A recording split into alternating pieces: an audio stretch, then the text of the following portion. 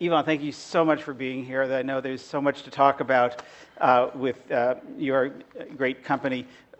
Just to start, one of the things that most notable about Patagonia and your leadership and stewardship of it is how much you followed your own path and set this course around the first company to do recycled fleece, first company to go to all organic cotton, apparel take back, the Common Threads Initiative, buying less.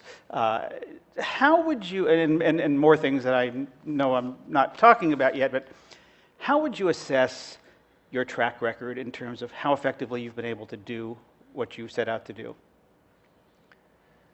Well, I don't know how much I can add here because I've been hearing some incredible stories of what other people are doing. But I would say we've been at this for about 30 years. And it started years ago when we opened a store in Boston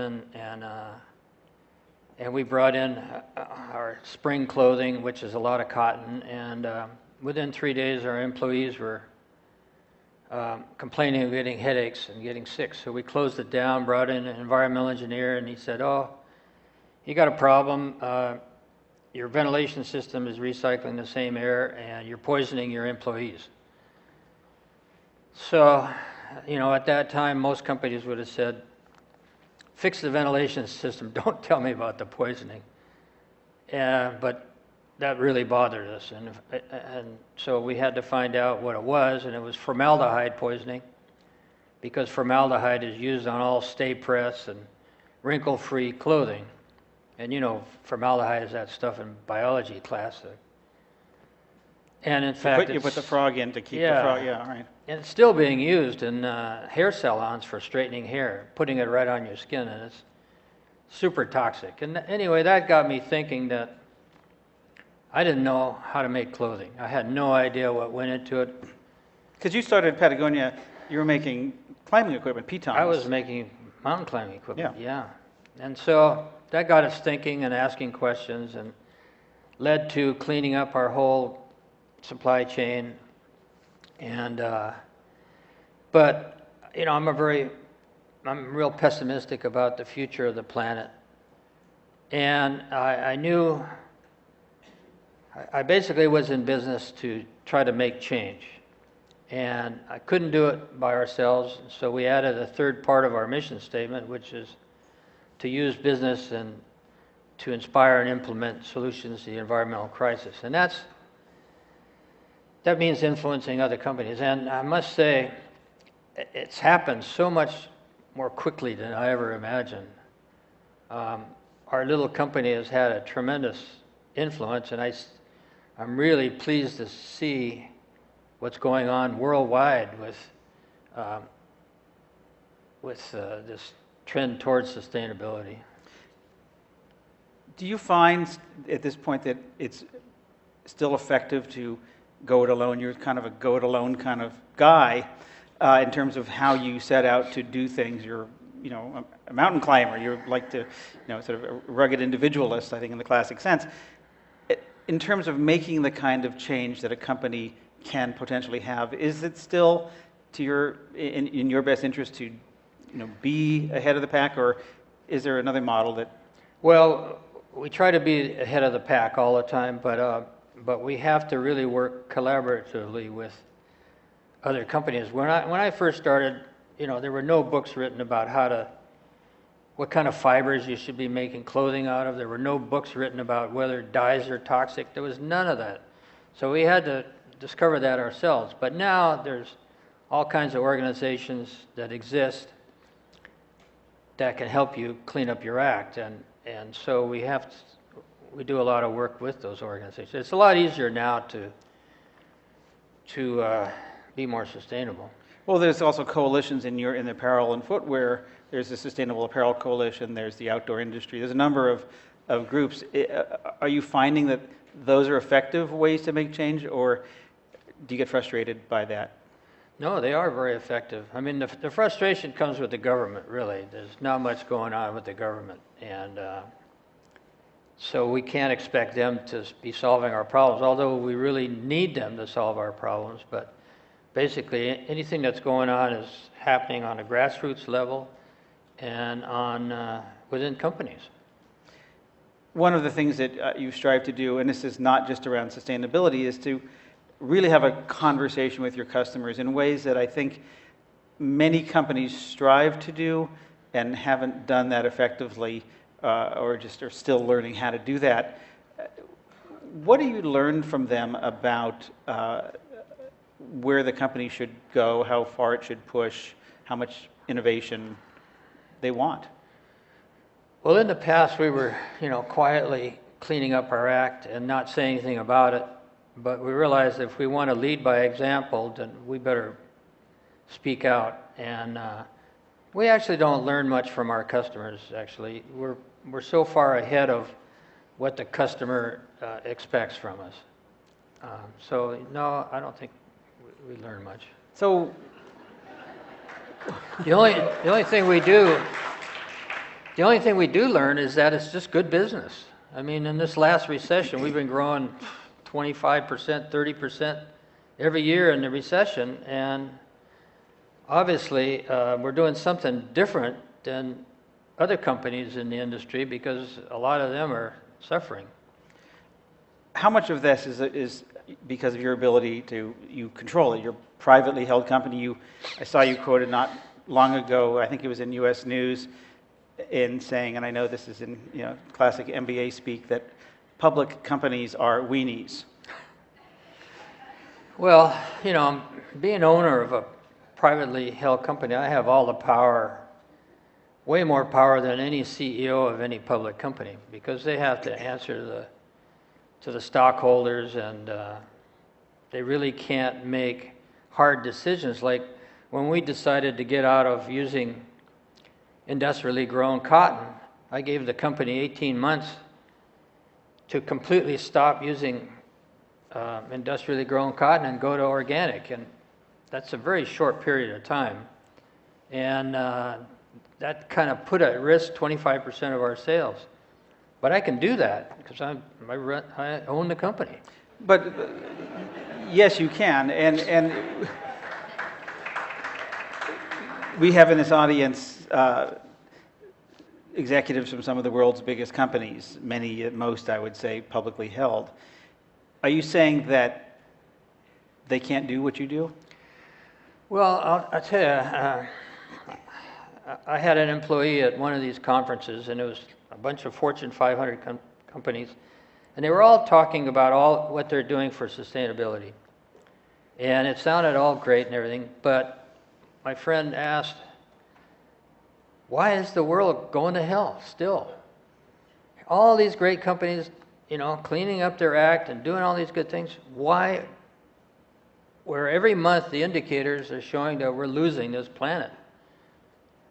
Why is that? And somebody answered, well, the elephant in the room is called growth.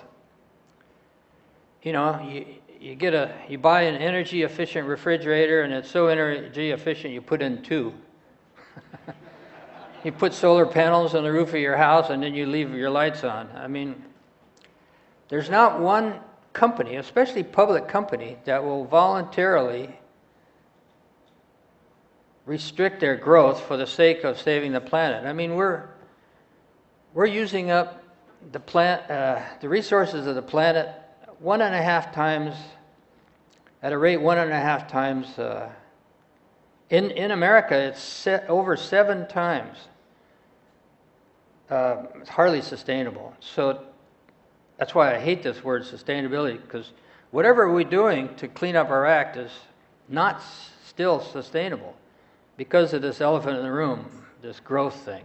But you're proving that you can grow and not necessarily play into that, although there's this sort of interesting dynamic, and we talked with Dominique Conseil about this at Aveda in terms of how do you marry innovation, this desire, this human desire to create something better, continually better, to whatever better is for your company, your customers, and still not necessarily push more stuff needlessly?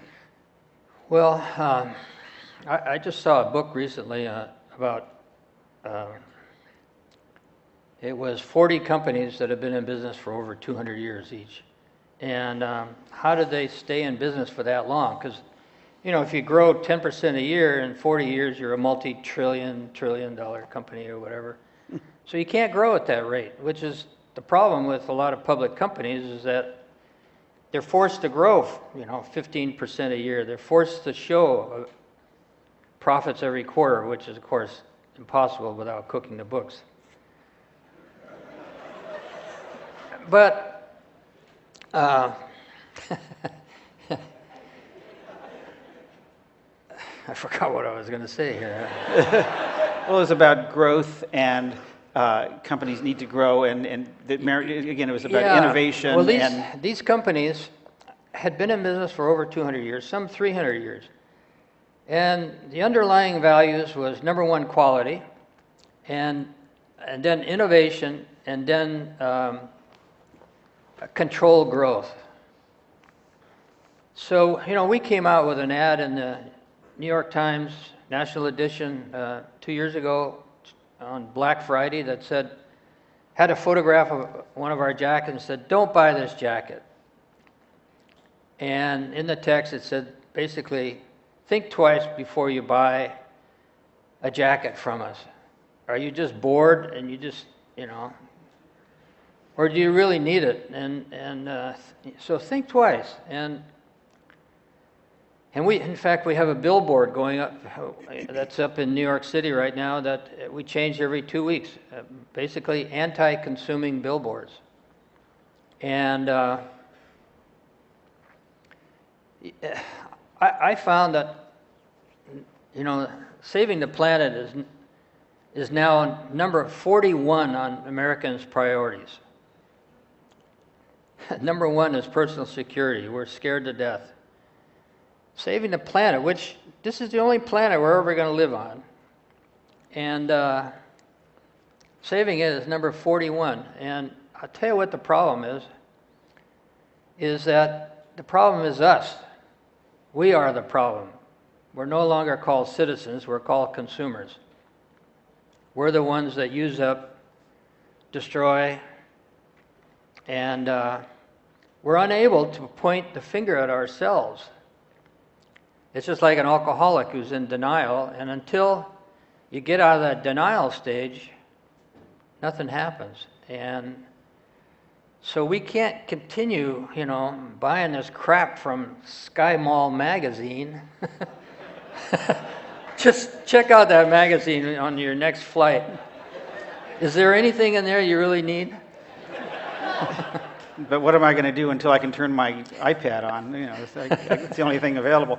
But you've got your ads in the New York Times, you've got your billboards, but you're making product and introducing new product every season. So you're playing both sides of that, it seems. Yeah, I believe in technology, but appropriate technology. And if you can come out with a product that causes less damage to the environment in its construction, and replaces an old, efficient product, then I think it's a good direction to go. And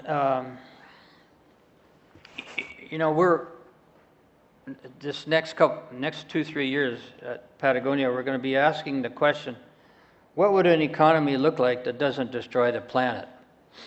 Well, I can tell you, I don't have the answer to that. It's to go from 1.5 to less than 1 as far as using resources of our planet is going to be really hard. And it's going to, I don't know whether we can control it ourselves or whether it's just going to happen to us. Who are you going to be asking that question of? You already said you haven't learned anything from your customers. About how to imagine a planet, or imagine a society, economy that doesn't destroy the planet? I think it's based on quality, for one thing.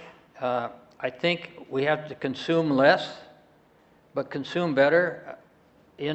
Americans consume 75% more than your average European. And they have a much higher quality of life than we do. I think we're number 30 or something in the world as far as quality of life. So consume less, but consume better. And then I think simplicity is another word that comes to mind. Well, this is a long story for you, because I remember vividly back in I'd say 95 or so, in the back page, or maybe it was the first opening page of one of your catalogs, you had this essay called "Simple Gifts." Yeah. Tell us about that, and why? What inspired that? Well, I think being in doing a lot of different sports in my life, I've kind of realized that the direction in life, whether it's in sports or whatever, is to work towards simplicity rather than work towards increasing complexity. You know, some of the routes that I did on El Capitan in Yosemite that took us 10 days and multiple, placing 100 of these pitons into the rock and stuff, are now being soloed by young guys in their gym shorts who are up and down before lunch. That's the direction, So I'm connect those dots for you. I'm not sure I fully appreciate how that goes to simple. Well, gifts. I think somebody said the more you know, the less you need. So the idea of replacing all of that stuff with knowledge and experience and working in that general direction, I think that's one of the ways we can help save this planet. I mean, you look at people, their kids grow up and they're gone, and what do? They go out and buy a 12,000 square foot home.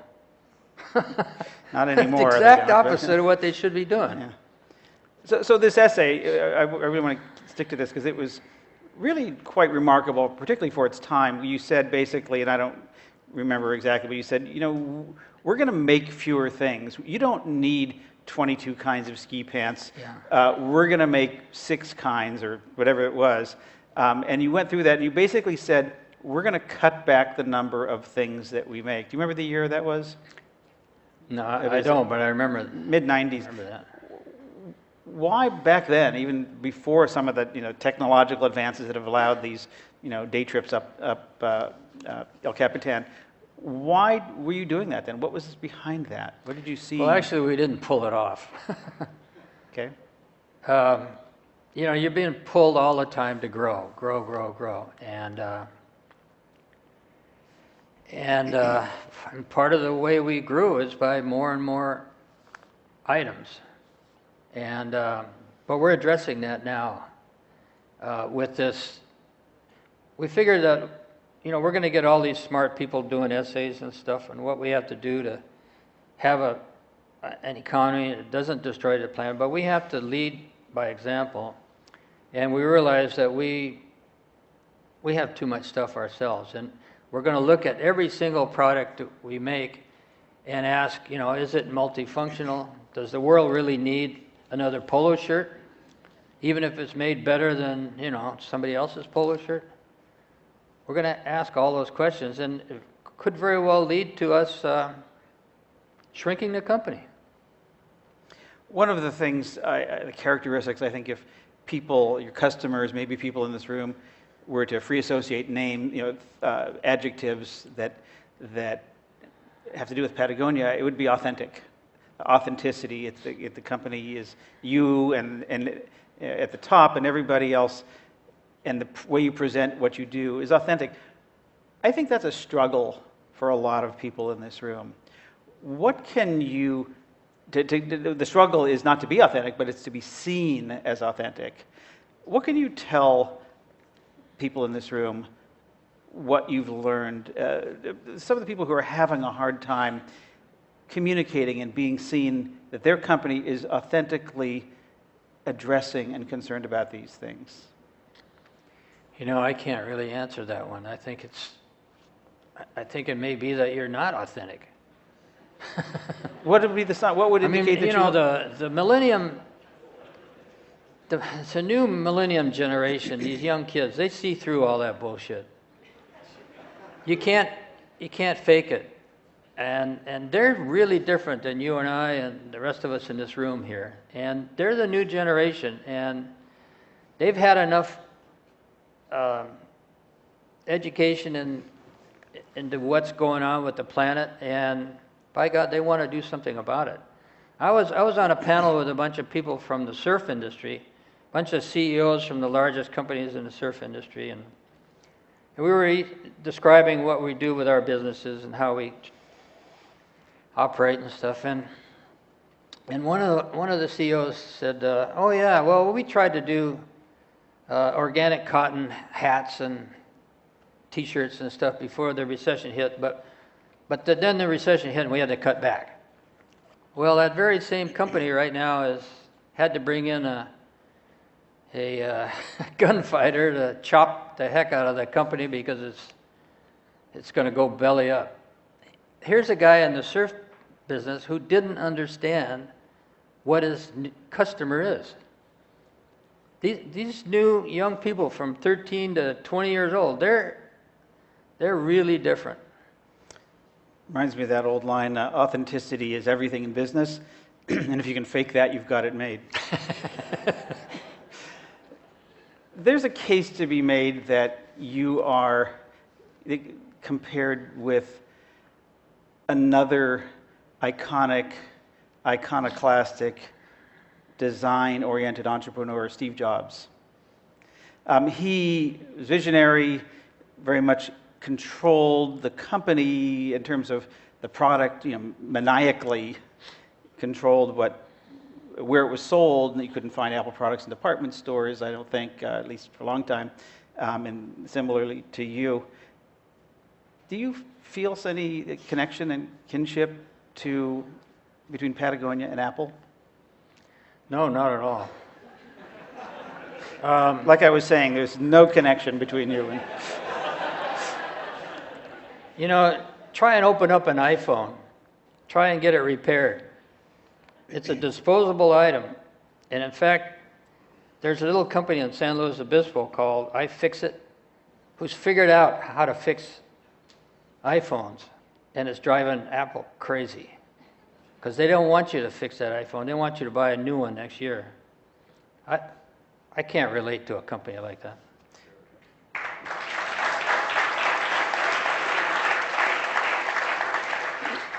So if you were to create electronics, would you have what would you do differently?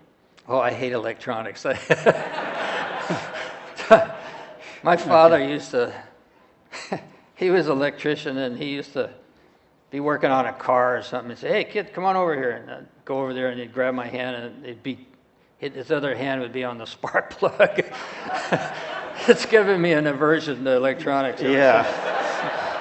I guess so. That would do it for me.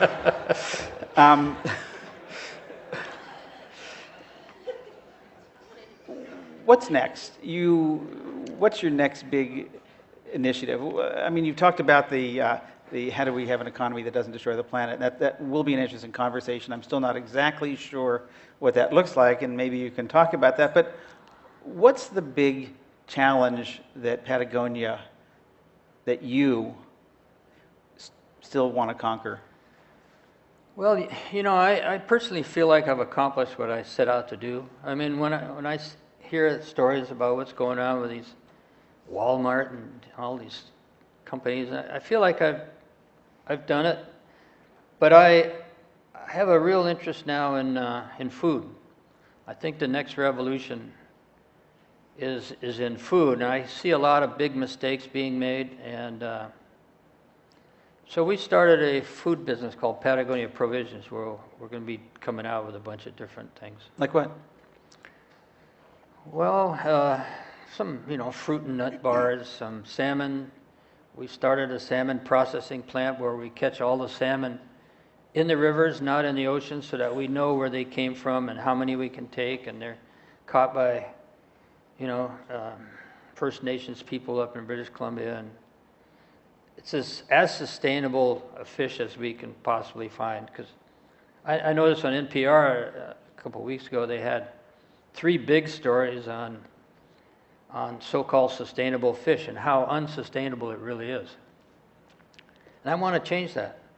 So yeah, we're interested in the food business. So food products that would be consumed by people in undertaking the sports that they're Yeah. undertaking while they're wearing your clothes and using your gear. And bought in a supermarket. Yeah, no, it's good. It's vertical integration. I like it. You mentioned Walmart a second ago. Now, you played with them in some ways for a while. Tell us what about that. Well, this is years ago when the family, the Walton family, decided that they really wanted a green Walmart. They gave the message to the CEO to green the company, and he had no idea what that meant. So they sent a whole bunch of executives to us in Patagonia to see what we were doing, and so we've had kind of a relationship since then. And a few years ago, Walmart wanted to clean up their supply chain, and they wanted to convene a conference in New York of all the biggest clothing companies around to talk about starting a sustainability index for clothing. This is different than that consortium. This is just for clothing. And so they sent a letter out to all these big companies, and nobody came. So they came to us and said, hey, would you co-sign a letter? Same type of letter, but signed by Patagonia and Walmart, and everybody came. So, I mean, it shows the power of this little company that we have. And what happened when you all got together? Well, we've been working on, now we have 60 companies in this alliance working on a sustainability index for clothing. And it represents 35 or 40% of the world's apparel and footwear sales in the world. So, I mean, just to be brief, what it means is that in a very short time, a young person can go into a department store and there'll be 5 brands of jeans made by different companies, and each one will have a rating, which includes working conditions, sustainability of the fiber, biodiversity, all the things that go to making clothes responsibly. Not sustainably, because I hate that word sustainable, but responsibly. And so the customer will have a choice. You know, one will be a 2, one will be a 10 or whatever, and they'll be able to know what they're buying and know what went into making those clothes. And I think, you know, when you go into a restaurant for now, they tell you who grew the salad greens, the name of the farmer. And his dog and all of that. Yeah, in Portland, they tell you the name of the chicken you're going to eat. But that may be TMI. I don't know about that. But anyway, what it does is it gives ammunition to the consumer, and this is really powerful, because I used to think that designers had all the power, because they decide what color car you're going to be driving, what style clothes you're going to be wearing, all of that. But you know what? You don't have to buy any of that stuff. The consumer has all the power. And if you can educate the consumer, I think they'll make the right choices. Because, we're all making the same product. And some are being made a lot more responsibility than others, though. Let's take a question from the online audience. Chris? So one of our audience members wants to know, do you see a hopeful future? What do you expect will happen in the next 50 or so years in this industry? No, I'm not hopeful at all. I'm a total pessimist. I'm a doom bat. No, I don't see how we're going to go with, I just had a granddaughter that was just born this last year. When I was born, there was 2.5 million people on the planet. When she's 30, there's going to be 9 billion. How is that going to be sustainable? Nobody's been able to tell me that. And we're facing the 6th great extinction where, I don't know how many animals and species that are going extinct every minute. It's starting with the large mammals, and guess what? We're a large mammal. It's So, but you know what? There's no difference between a pessimist that says it's all over, don't bother, and an optimist that says everything's going to be fine, don't bother doing anything. Either way, nothing gets done. And I'm a happy person because I think I feel like I'm a little part of the solution rather than part of the problem. I heard that the optimist thinks that this is the best of all possible worlds, and the pessimist fears that the optimist is right. So, but we've got a bunch of millennials and Gen X's and others in this audience and in business and looking at sustainability, and many more watching this online. Can you offer something hopeful? Well, I can tell you, it's awfully good business. What does that mean? I think that every time we've made a decision that's right for the planet, it's made us more money, which is, I never wanted to be in business, so I don't care whether I have a large business or not. So I am faced with this growth thing. We could be $1 billion company in very few years, and it's not something I ever wanted or even want. All we're doing is satisfying the natural demand for our goods. We don't hardly advertise. We spend 0.5% of sales on advertising.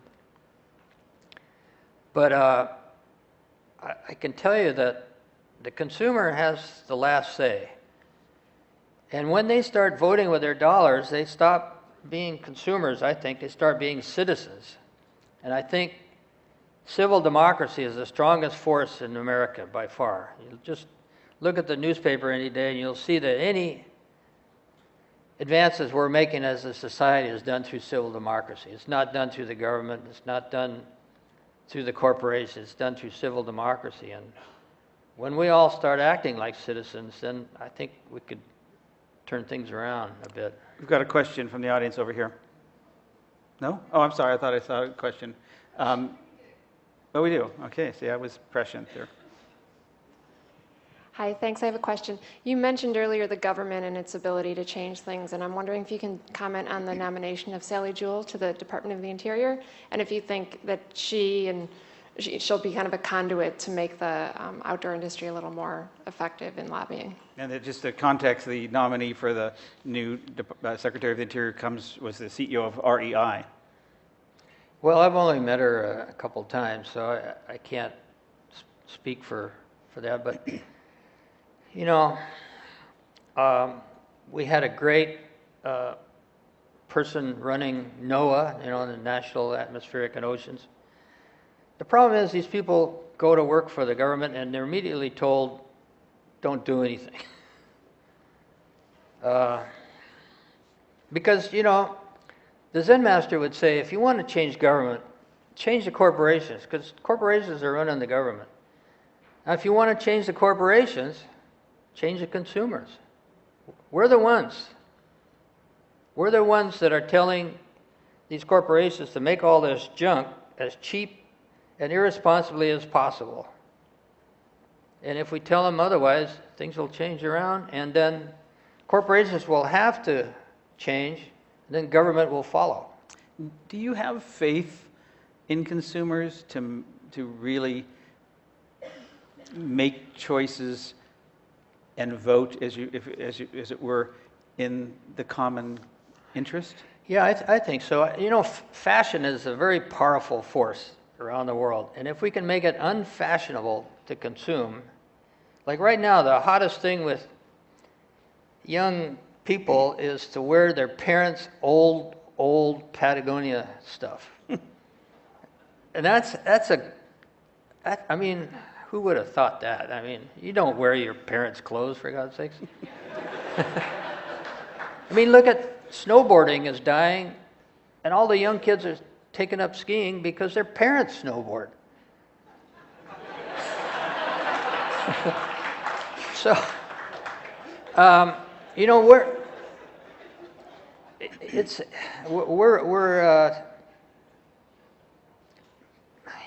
Anyways, I think if we can make it very uncool to be ostentatious and be a consumer and you know, ridicule people that live in these gigantic houses and stuff, I think that could have an effect. We're running out of time, but I want to go one more place. You're 74. Ray Anderson sort of made it clear that he wanted to die with his boots on. And he did. He did. He kind of did. What's your plan, and what's your succession plan when you are unable or just not willing to run this thing anymore? Well, you know, the system in America forces every company to become public. All the laws push you in that direction. Like, if my wife and I died tomorrow, and the stock goes into a foundation, environmental foundation, but foundation law requires that you divest 80% of your stock. You're only allowed to have 20% stock in one company. They want you to spread it all out, which means the company would have to be sold. According to the law, the company has, for the foundation to be responsible, they have to sell to the highest price. The highest price would be to go public. You know, you can imagine if we went public. I mean, you know, Krispy Kreme's donuts their initial public offering was 40 times earnings. We got a better brand than they do. So the thing is, if we went public, it'd be the death of our company. We couldn't do the things, you know, we couldn't give money to Planned Parenthood because some stockholder would be pounding their tennis shoe on their desk at a stockholder meeting or whatever. So what we did is we became a B company, a benefit company in California. We were the first ones to do that, which means it's kind of like putting a conservation easement on your farm or whatever. It means that our company does not have to be sold to the highest bidder. It always has to give 1% of its sales to environmental causes, no matter whether we're profitable or not. So we can cast in concrete all our values, and that supersedes the law. So, yeah, you know, eventually the company will have to be sold, but it could easily be sold to like-minded investors who are in it for the long term and not just to make a quick buck. Well, I hope that it's a very long time before that happens. Thank you for your leadership. Thank you for showing the way to so many people in this room and for just awesome product. Please join me in thanking Yvon Chouinard. Thank you. Thank you. Sure. Great. Thanks so much. Thank you.